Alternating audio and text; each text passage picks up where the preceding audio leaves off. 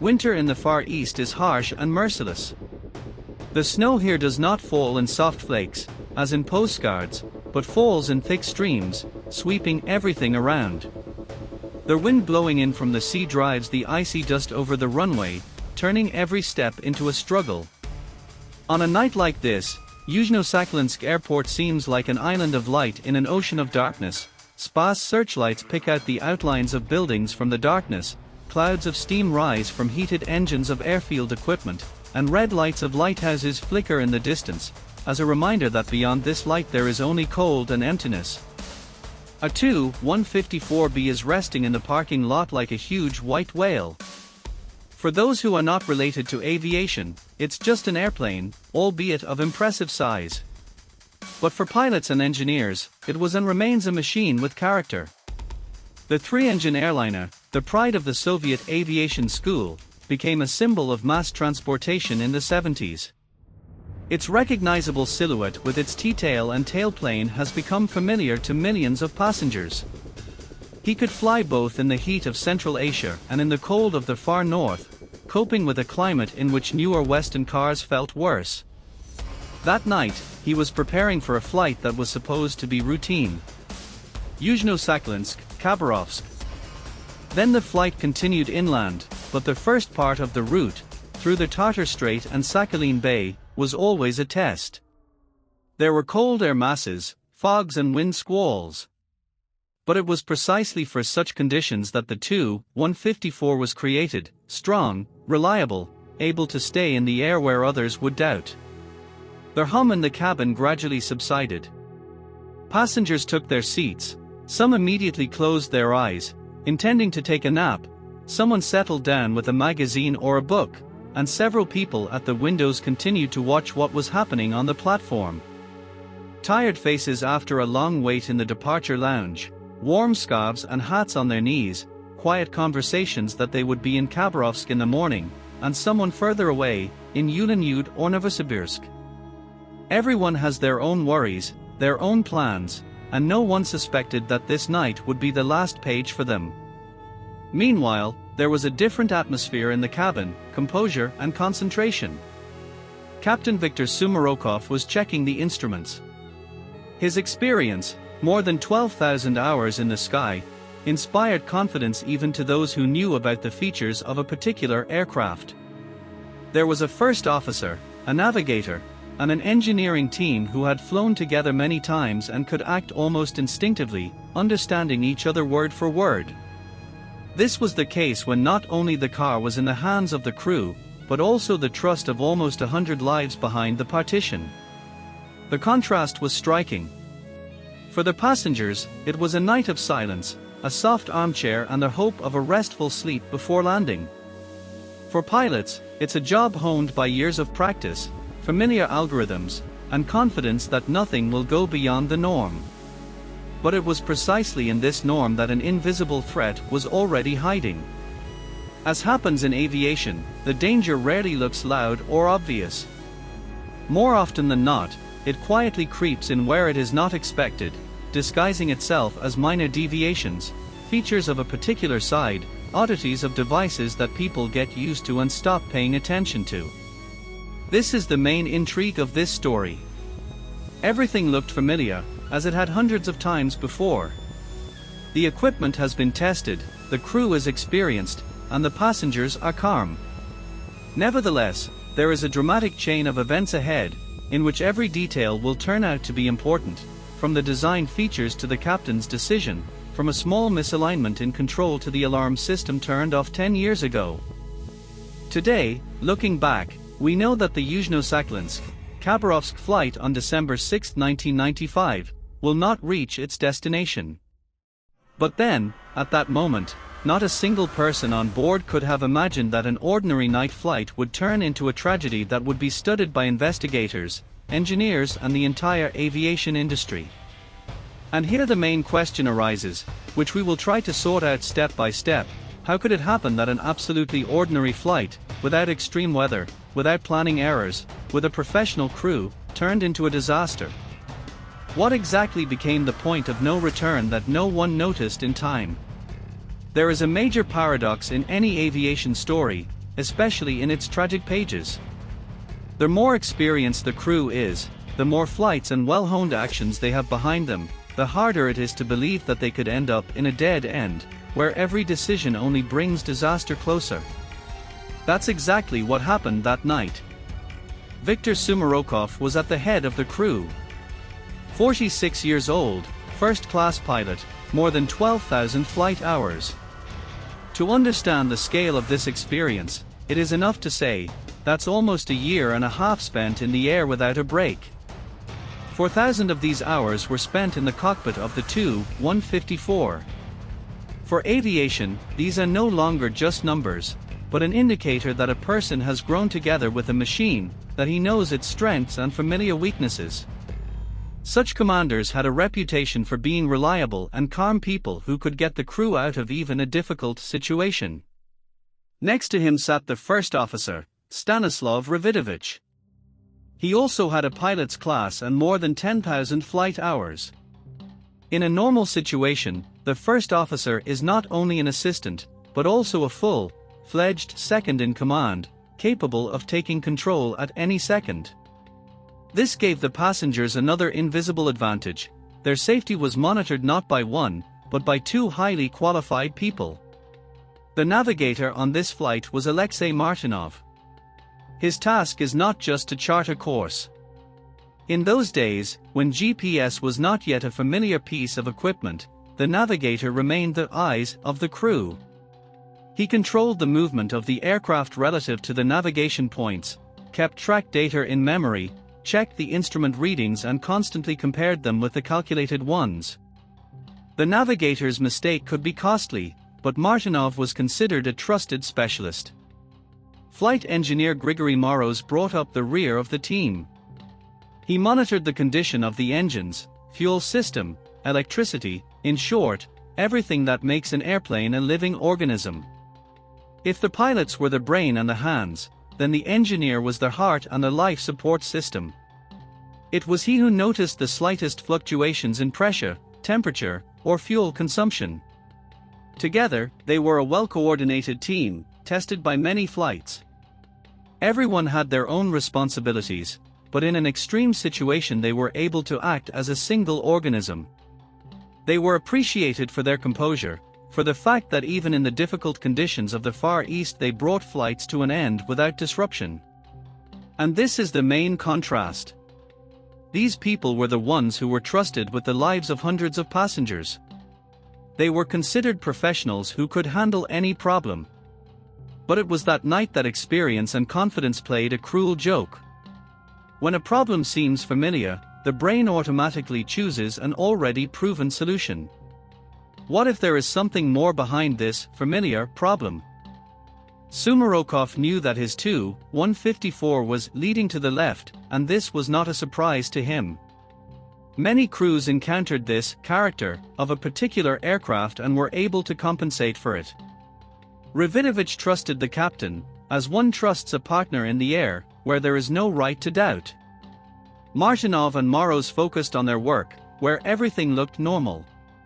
There was no anxiety in these cabin walls, there was only experience, habit, and confidence. That is why, when the first deviations begin, they will not cause panic. The crew will see in them what they have seen dozens of times before, minor features of the old aircraft, which can be compensated by the usual movement of the steering wheel or manipulation of fuel. But behind this familiar facade, disaster was already hiding. The Tu-154B, with 98 people on board, was built in 1976. At the time of departure, he turned 19 years old, a respectable age by aviation standards, but not critical. There are examples in the history of aviation when airplanes flew for 30 to 40 years if they were serviced on time. But it is here that it is important to distinguish between possible and real. Formerly, the car still had a reserve of resources, underwent for major repairs and was considered airworthy. But every repair is not just an upgrade, it is an intervention in the living structure of the aircraft. Just as surgeons leave scars after operations, repair plants leave their traces behind, somewhere a newly adjusted node, somewhere replaced parts, some were minor discrepancies in settings. All this accumulates over the years, turning the aircraft into a unique specimen, with its own peculiarities, sometimes even whims. This Tu-154 already had a reputation for character. The pilots knew that he had a tendency to roll slightly to the left, a feature that was compensated for by the usual movement of the steering wheel or autopilot settings. This was not considered something extraordinary. In Soviet and Russian practice, such nuances were perceived as part of exploitation. The car was a workhorse, not a sterile ideal. Technically speaking, the Tu-154 was a complex system. 3 engines located in the tail gave it power and stability. The wings were equipped with a system of flaps, interceptors and ailerons, which ensured controllability. Autopilot, although inferior in functionality to modern Western counterparts, was considered a reliable assistant. But for all its reliability, there was one feature: it could compensate for certain deviations only as long as the mechanics of the aircraft allowed it. If the control system had a hidden defect, sooner or later the autopilot reached its limit, and then everything remained in the hands of the pilots. This aircraft has survived tens of thousands of kilometers in various conditions. He flew through mountains, across the sea, through the Tiger, withstood temperature fluctuations and loads, which, combined with time, gradually blurred the boundaries of their ideal setting. And although he remained fit according to the documents, there were minor inconsistencies hidden inside him, which under certain conditions could form a deadly combination. The contrast here is striking. Outside, there is a majestic liner, a symbol of reliability, capable of lifting almost 100 people into the air and transporting them across the harsh expanses of Russia. Inside, there's metal fatigue, repair marks, and subtle adjustment errors. All this remained invisible to passengers who believed they were boarding a time-tested plane. But even the crew, who knew about the nature of this machine, could not have predicted how dangerous the combination of habitual deviations and hidden defects would be. It is in such nuances that aviation differs from other fields. Here, a small thing does not remain a small thing. A slight roll, a disabled alarm, an inaccuracy in calibration, all of these individually seem insignificant. But together they turn into a chain, where each link pulls the next one. And the longer the machine is in operation, the more likely it is that this chain will close one day. That night, the Tu-154B looked powerful and ready to go. It shone under the floodlights, its icy fuselage reflected the light, and in the cockpit the instruments glowed with green indicators, promising reliability and control. But there were already hints of future tragedy hidden in his story. The snowfall on Sakhalin that night was such that nature itself seemed to be trying to delay the flight. Yuzhno-Sakhalinsk Airport turned out to be hostage to the elements: a snowstorm, icing of the runway, gusty winds. The services made decisions one after another, landings were prohibited, flights were postponed. The passengers waited in the departure lounge for almost 6 hours, tired and annoyed, but resigned to the situation. It was an inconvenience for them. This is an additional burden for the crew, because long delays are no less tiring than the flight itself. However, the situation improved towards morning. The lane was cleared, and the wind had weakened. It was 2:43 a.m. when the crew finally received permission to take off. The Tu-154 began to accelerate across the snow-covered runway, and its 3 engines hummed so that the windows in the terminal building shook. The massive machine confidently lifted off the ground and began to climb. Everything seemed to be going according to plan now. But it was at this moment that Captain Sumarokov felt something familiar, an uneven load on the steering wheel. The liner was pulling to the left. This was not unexpected. He knew that this particular aircraft had a tendency to such behavior. This has happened before, and more than once. Usually, it was enough to slightly tilt the steering wheel to the right, and the roll was compensated. The captain did just that, and the plane stabilized. He then connected the autopilot at an altitude of about 3,900 meters. Now it was the automation that had to keep the car in balance, and the crew could focus on recruiting an echelon and preparing for the upcoming flight. But as the height increased, the roll increased. The autopilot increasingly deflected the ailerons to keep the horizon level, and soon its adjustments reached 30%, twice the allowable level. This meant that the automation was working at the limit of its capabilities. Ideally, the crew should have been alert at that moment. But for experienced pilots, it looked like a familiar feature of the aircraft, like its character. In aviation, it is often experience that dulls the sense of danger. What a novice would perceive as an alarming signal, a veteran considers an ordinary trifle. To help the autopilot, Sumarokov decides to transfer fuel from the left tank to the right. Formally, the instructions for the Tu-154 did not recommend such a maneuver, but it was not prohibited either. Moreover, there have been cases where other crews on board have done the same, and the problem has temporarily disappeared. This decision was more a part of their folk practice among pilots than an official rule. At first glance, it worked, the roll began to decrease. But the situation was much more complicated than it seemed. Due to faulty fuel sensors, the crew could not know exactly how much fuel was left in each wing. The pumps continued to work, gradually creating an imbalance that would eventually prove fatal. So far, everything looked fine. The plane continued to climb, the engines were running stably, the instruments did not show anything critical. In the cabin, passengers could finally relax. There was only a little over an hour to Khabarovsk ahead, and many were already dozing, lulled by the steady hum of the turbines. The contrast was stark. A blizzard was raging below, but above, there was apparent calm.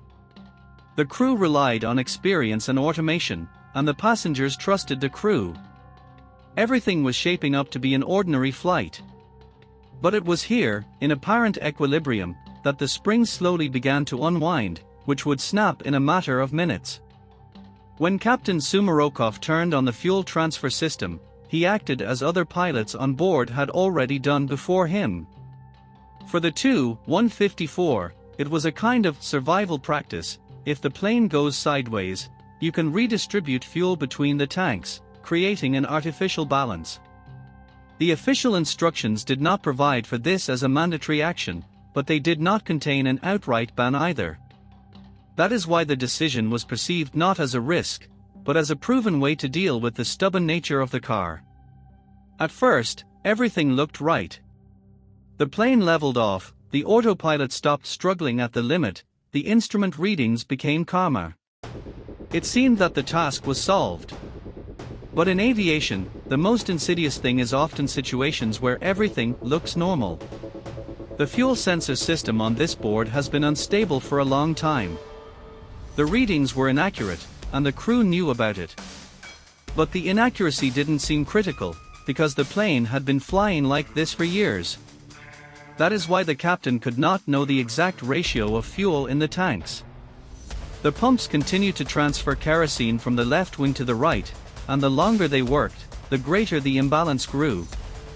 Theoretically, the Tu-154 allowed a difference of up to 7 tons between the wings, and it was not considered dangerous.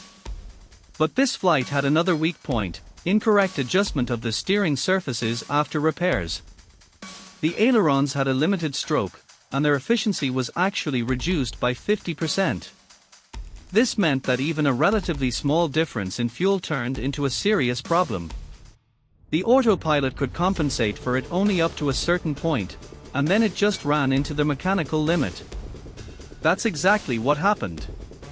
At an altitude of about 10,000 meters, the autopilot continued to struggle with the roll, but its capabilities were quickly exhausted. And since the system did not have a built-in warning about reaching the limit, it seemed to the crew that everything was under control. The instruments showed the usual horizon, no bright alarms, and the slight deviation of the steering wheel was not noticeable. At this time, the captain switched his attention to the next stage of the flight. Soon, the plane was supposed to transmit the coordinates and leave the Sakhalin control area, entering Khabarovsk space. It was a familiar moment for the crew, they did not feel any threat. The contrast was frightening. In the cabin, passengers were already dozing off, unaware that an invisible threat was slowly accumulating under their wings. The cabin was calm, the instruments were glowing smoothly, the autopilot was on, and the engines were running normally. But somewhere deep in the system, under the skin and in the tanks, a process was taking place that no one controlled. It was the same little trick that had helped before and seemed safe. But that night, she became the beginning of a chain leading to disaster. The plane was outwardly calm, but inside it was slowly losing its balance. And the longer the crew remained confident that everything was going according to plan, the less likely they were to notice the real danger. The clock showed 3 in the morning when the Tu-154 reached the echelon and entered the area of the Soviet Havana Control Center. From a height of 10,000 meters, the ground beneath the wings disappeared into the clouds, and the familiar night highway stretched ahead. The radio exchange went according to schedule. The crew reported passing a checkpoint over the sea and was preparing to move to the Khabarovsk area. It looked like the flight was completely under control. The autopilot remained on. The car obeyed, the instruments showed standard readings, the engines pulled smoothly. The cabin was filled with the familiar glow of instruments and the measured hum of electronics. For the pilots, it was the very routine that gives confidence. The system is working, the crew is acting according to the algorithm, there are no surprises. At this time, Captain Sumarokov began to voice the standard pre-landing data. The pressure is 758 millimeters, the approach course is 54 degrees, the wind is minimal, the temperature is -13, the runway surface is treated, the coefficient of adhesion is sufficient. Everything was normal. He dictated these figures in a calm voice, and the first officer confirmed it. The navigator checked the route, the engineer monitored the fuel and system parameters.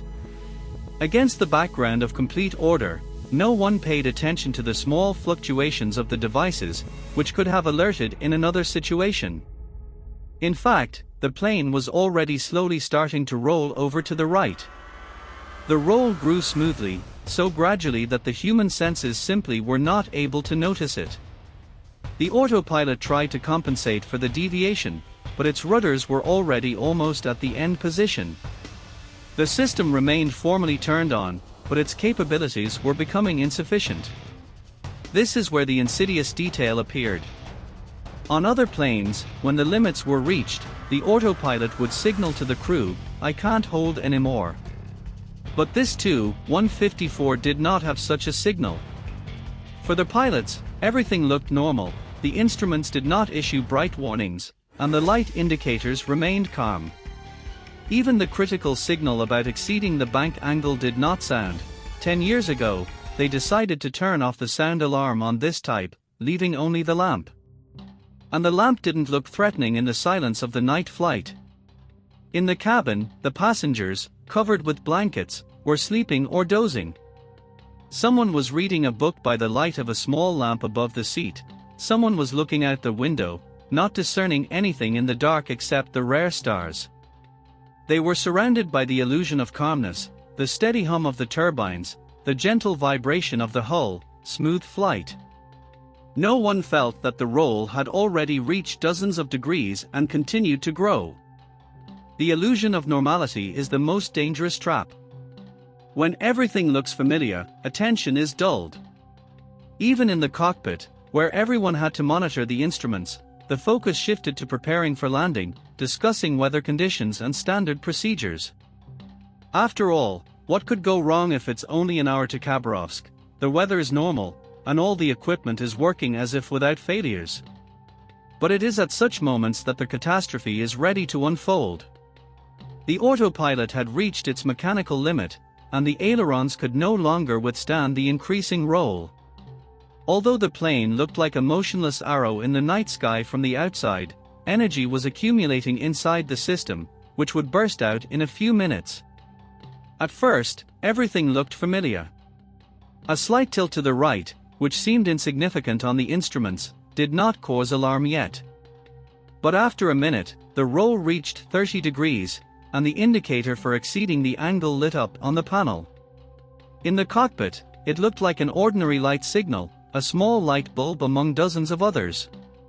There was no sound. Back in the 80s, they decided to turn off the roll warning on these planes so that it would not irritate pilots during training. At that moment, the crew's attention was occupied with standard procedures.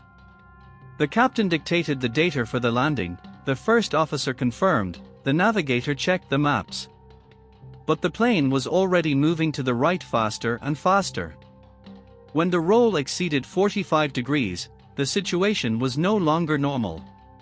Sumarokov noticed the anomaly. His voice suddenly rose to a shout. "Take a roll. Hold it. Turn off the autopilot." The first officer tried to hold the car, but it was already going into a deep blockage. 60 degrees, 70. The instruments showed something that the pilots on the Tu-154 had never seen before. The ailerons were in lockstep, and the roll continued to grow. "What's going on?" The voice in the cockpit sounded almost desperate. "We're falling," the first officer replies. "Hold." The plane began to enter a spiral descent. The huge machine, which had been heading smoothly a minute ago, was now spinning downwards, as if it had lost its footing. The speed was skyrocketing, the needle on the speedometer was moving up at an alarming rate. Reflexes are triggered at such moments. Pilots, trained by thousands of hours of flying, begin to act as usual, reduce engine thrust, take the helm, and stabilize the aircraft. But in a spiral, it all works differently. Instead of stabilization, overload increases. In the cabin, bodies are pressed against the seats with unnatural force, everything inside vibrates, and system signals are triggered. "What's the speed?" "Jesus," the first officer blurts out. "We're falling, don't you see? Orientation is lost." In the cockpit, the instruments merge into a chaotic stream, the arrows twitch, the gyroscopes show a sharp roll and fall.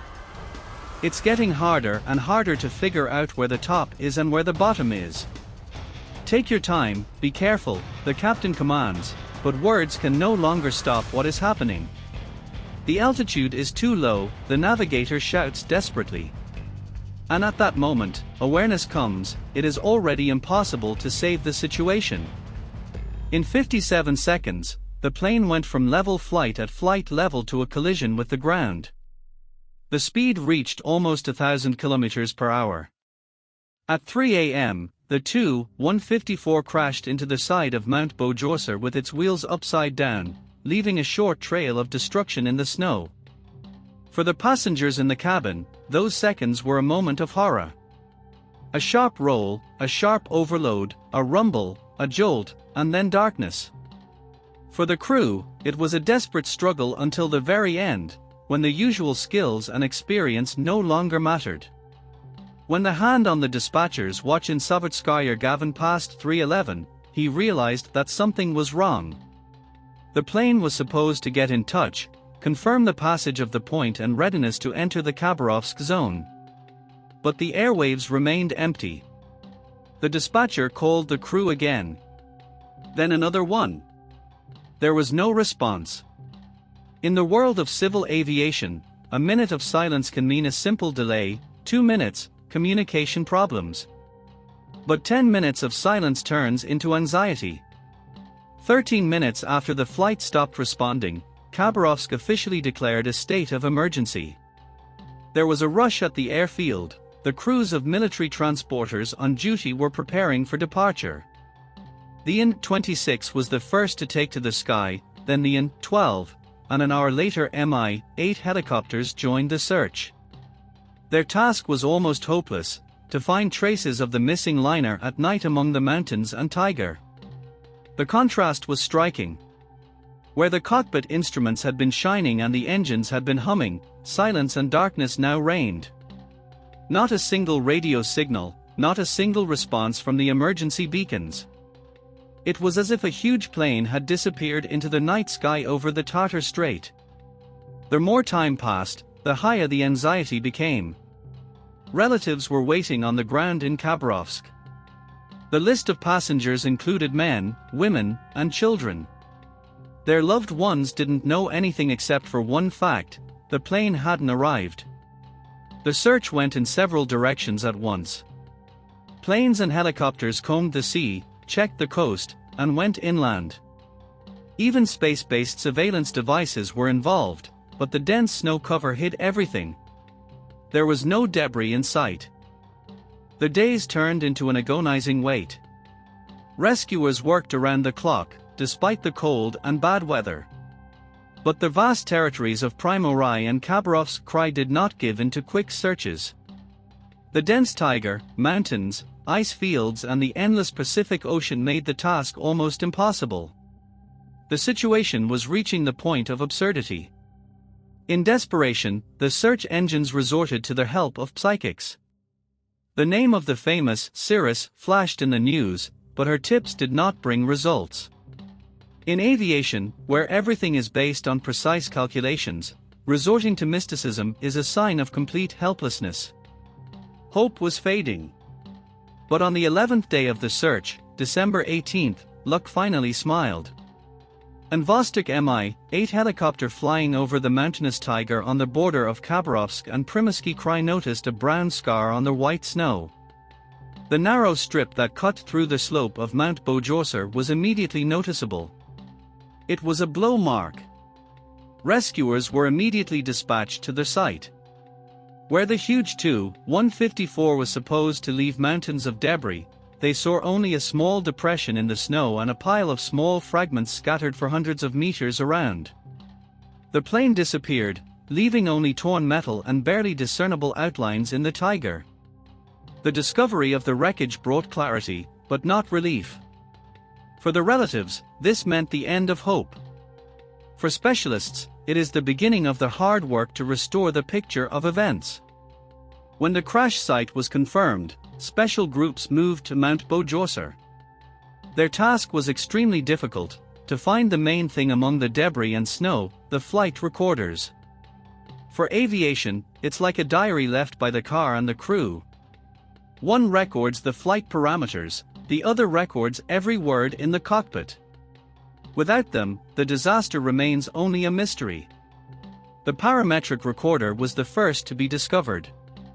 It was corrupted, but it saved the data. Even with the first decoding, it became clear that the fall was not a sudden engine failure or an explosion on board. The car entered a spiral, and the speed increased with each passing second as the altitude plummeted. This confirmed the dispatcher's words: the plane disappeared from radar almost instantly. But the main thing is their voice recorder.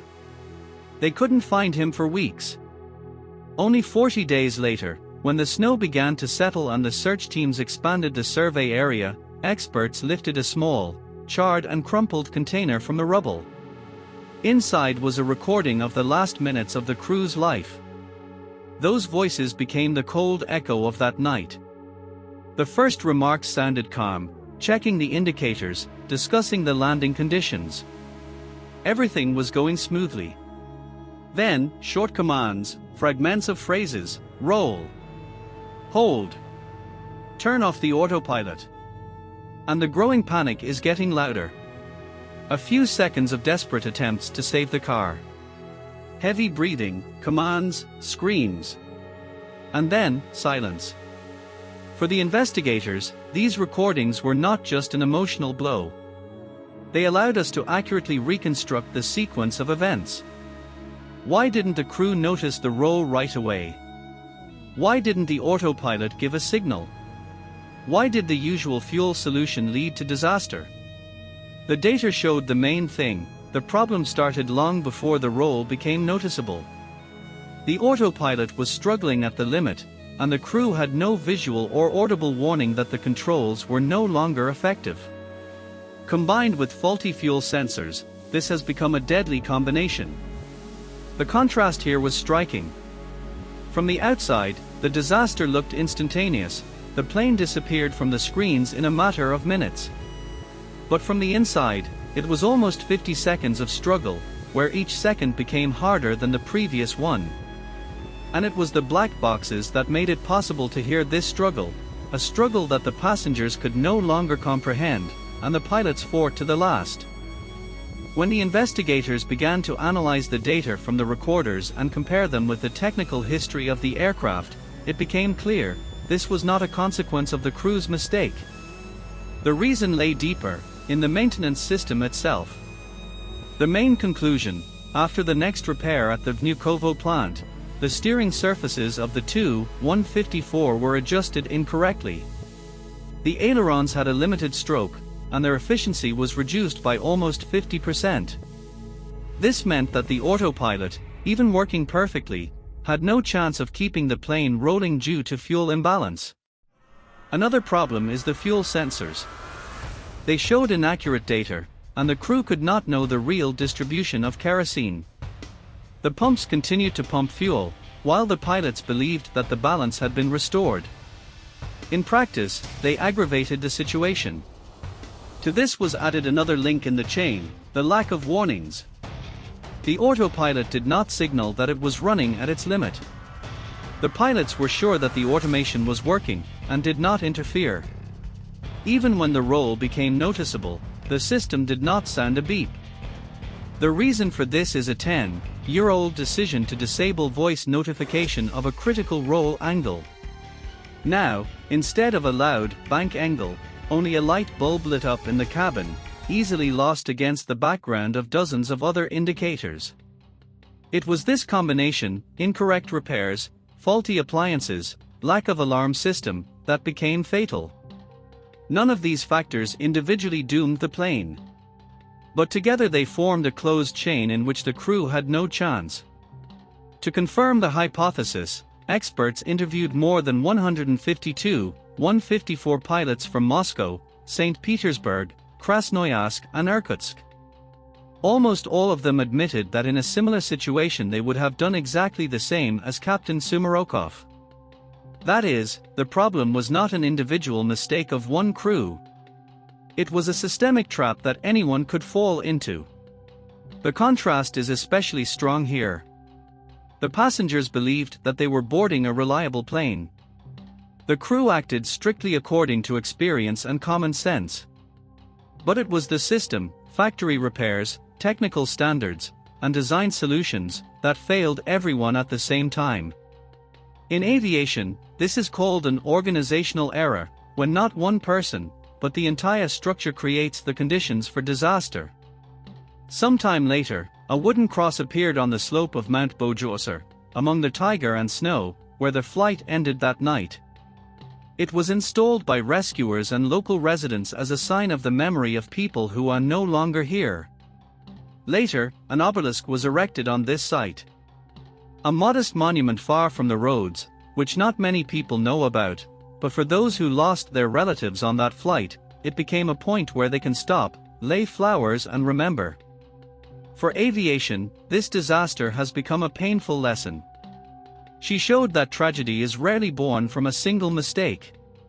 Most often, this is a chain of seemingly insignificant decisions, assumptions, and habits. Uncalibrated steering wheel after repair. Inaccurate fuel sensor. The sound alarm system that was turned off once. All of this individually seemed like small things. But that night, they formed a single picture, where the crew found themselves defenseless against a hidden threat. The conclusions were harsh. After the investigation, the quality control of repairs was strengthened. The cabin alarm standards have begun to be reviewed. The talk that an experienced pilot can handle himself has given way to an understanding that no amount of experience can replace serviceable systems. Even the most qualified crew cannot defeat a car if its internal mechanisms are initially limited or configured incorrectly. The contrast between how this flight started and how it ended remains a symbol of all aviation. From the outside, everything looked familiar and safe. Passengers were thinking about their business, the crew was working according to proven algorithms, dispatchers were monitoring the route. But a system error was already brewing inside the aircraft, which was waiting only for one flight to manifest itself. The memory of the Yuzhno-Sakhalinsk, Khabarovsk flight on December 6, 1995 lives not only in the obelisk on Bojaus. She lives in the changed instructions, in the new maintenance requirements, in the lessons that have become mandatory for future pilots. Because in aviation, every tragic event becomes the foundation for tomorrow's security. And this is the main paradox. The victims of such disasters are never in vain. Their experience, their last flight, turns into knowledge that saves others. But the price of this knowledge is always too high.